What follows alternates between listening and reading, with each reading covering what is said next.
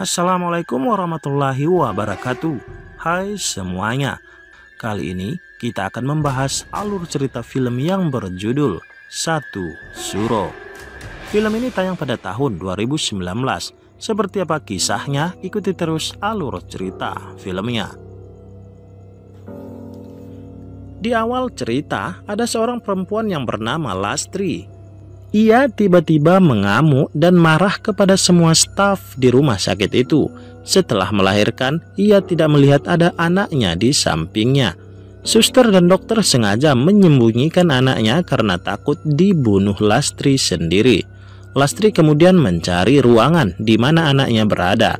Ia kemudian masuk ke ruangan bayi dan menguncinya dari dalam.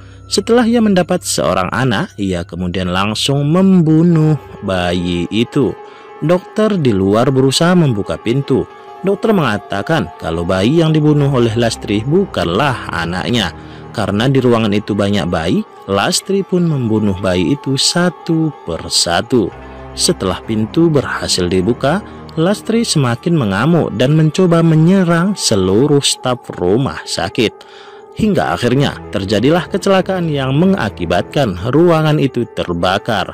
Semua orang meninggal dan kejadian itu terjadi tepat pada tanggal 1 Suro.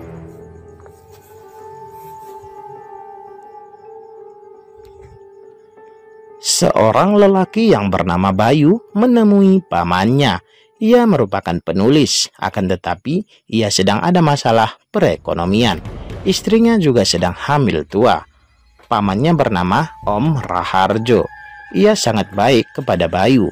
Karena sebentar lagi istri Bayu melahirkan, maka Om Raharjo memberikan sejumlah uang dan mempersilahkan Bayu dan istrinya tinggal di rumahnya yang terletak di sebuah pedesaan.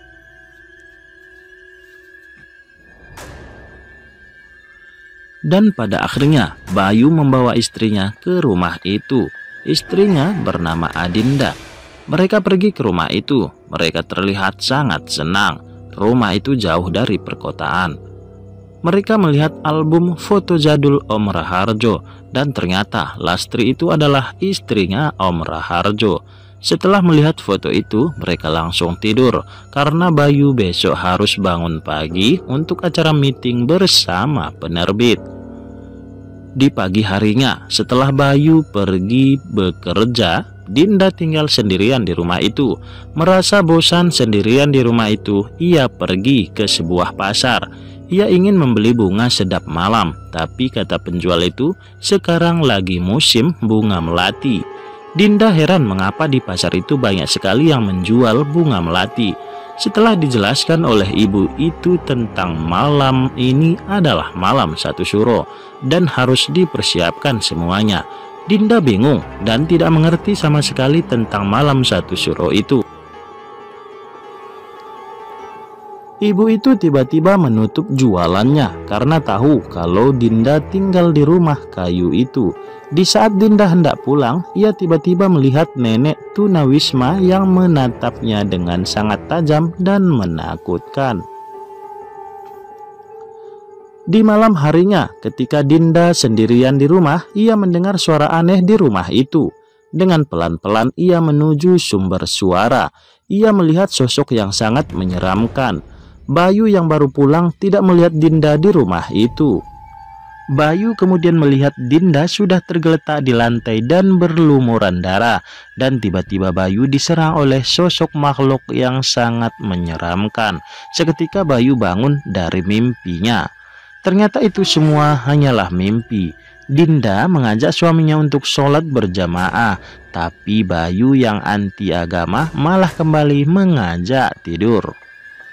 Keesokan harinya, Bayu kembali bekerja dan di sana ia ditegur oleh atasannya karena tulisannya kurang laku di pasaran. Atasannya meminta agar Bayu menulis tentang cerita horor, yang tentunya itu bukanlah fashion Bayu. Di rumah, Dinda merasa mual. Ia tiba-tiba mengeluarkan paku, silet dari mulutnya, dipenuhi dengan darah. Dinda juga mengeluarkan bayi dari mulutnya dan ia dikelilingi oleh banyak suster. Mulut Dinda juga sampai robek dan tiba-tiba Dinda terbangun dari mimpinya.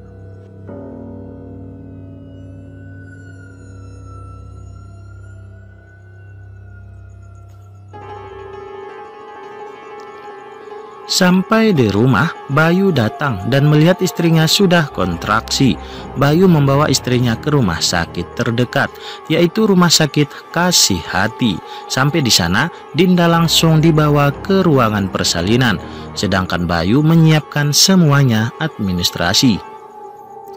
Dokter mengatakan kepada Bayu kalau Dinda masih pembukaan 1, butuh 3 atau 5 jam lagi untuk Dinda melahirkan.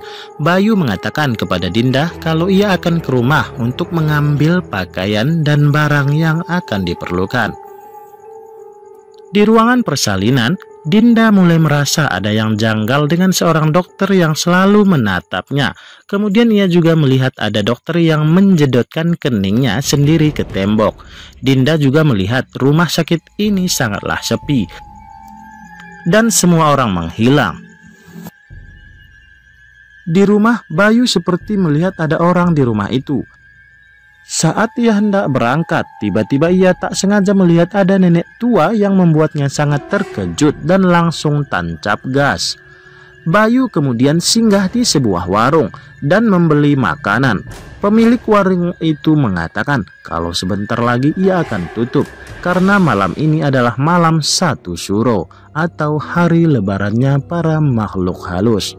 Bayu yang mendengarkan itu sama sekali tidak percaya dan malah tertawa. Pemilik warung bertanya kepada Bayu. Bayu menjelaskan kalau ia mau ke rumah sakit karena istrinya mau melahirkan. Pemilik warung mengatakan kalau di dekat sini tidak ada rumah sakit. Setelah sampai, Bayu sangat terkejut melihat rumah sakit yang ia tuju ternyata adalah bangunan kosong yang tak berpenghuni. Ternyata 15 tahun yang lalu bangunan itu sudah terbengkalai karena kebakaran.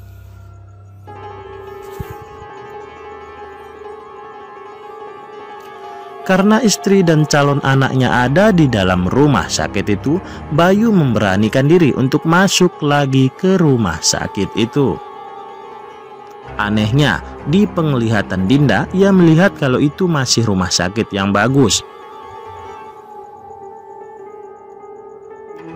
Ia terus mencari orang-orang di rumah sakit itu, sampai pada akhirnya ia melihat seorang cleaning service. Saat Dinda mendekati, Dinda sangat terkejut. Ternyata seorang cleaning service itu adalah hantu yang kepalanya hampir terputus.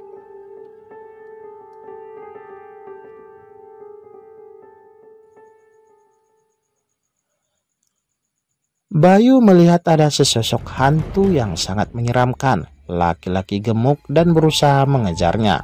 Bayu terus berlari dan ketakutan. Jenazah gemuk itu membobol pintu dengan kapak yang telah dikunci oleh Bayu. Bayu seketika lari dan naik ke atas gedung. Ia malah terjatuh dan pingsan. Dinda akhirnya menemukan keramaian di rumah sakit. Ia melihat dan bertanya kepada suster di mana suaminya berada, tapi tak seorang suster pun yang menjawabnya. Pasien lainnya pun tak ada yang mau menjawab dan meresponnya.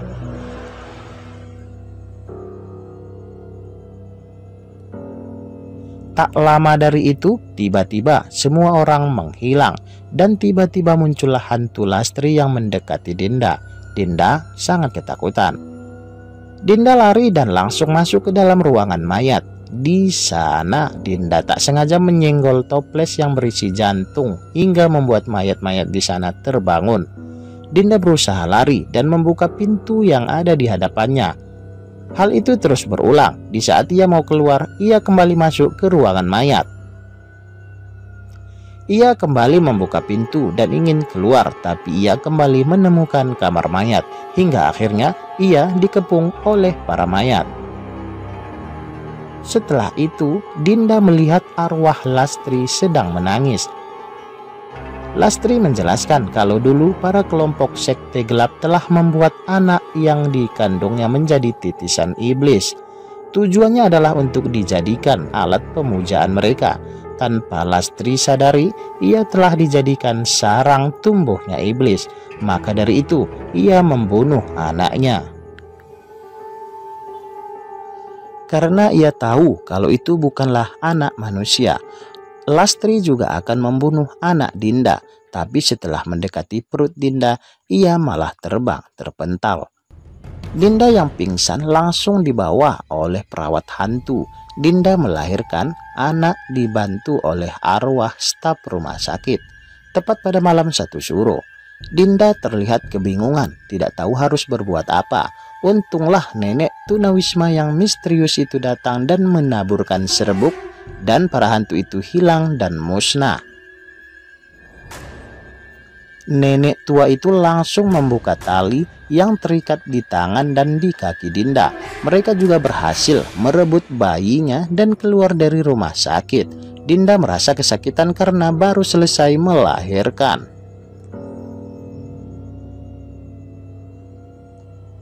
Bayu terlihat sudah sadar. Ia bertemu dengan Dinda. Arwah Lastri datang dari arah belakang. Mereka bertiga lari dan bersembunyi di sebuah ruangan. Bayu segera mengajankan anaknya.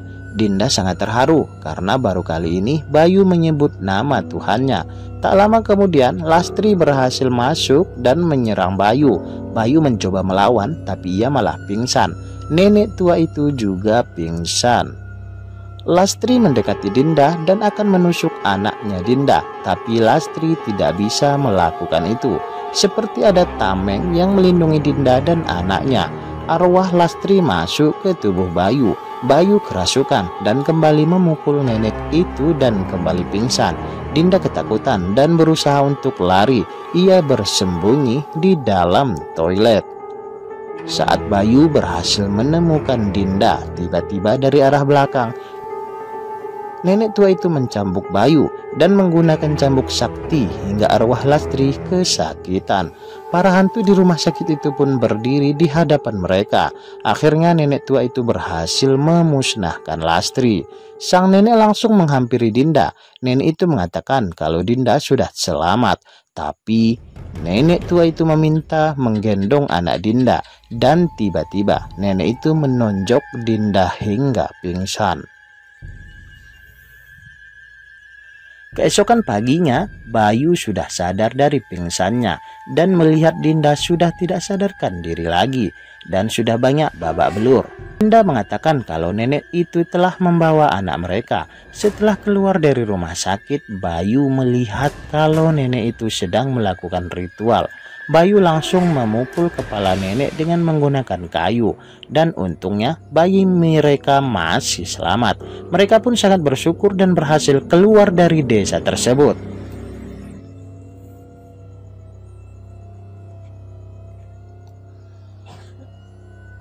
Dan ternyata nenek tua itu masih selamat. Ia kemudian menari dan merasa senang. Ternyata nenek tua itu merupakan anggota dari Om Raharjo yang merupakan ketua dari sekte gelap itu. Nenek tua mengatakan kalau bayi Dinda sudah berhasil tertanami oleh benih iblis. Ternyata Om Raharjo sudah menyeting semua ini.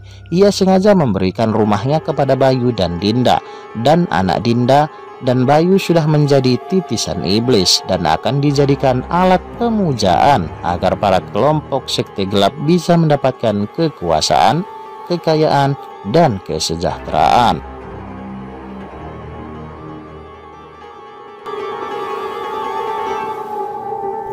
Untuk mendapatkan alur cerita film lainnya, jangan lupa untuk klik subscribe, like, share, dan komen.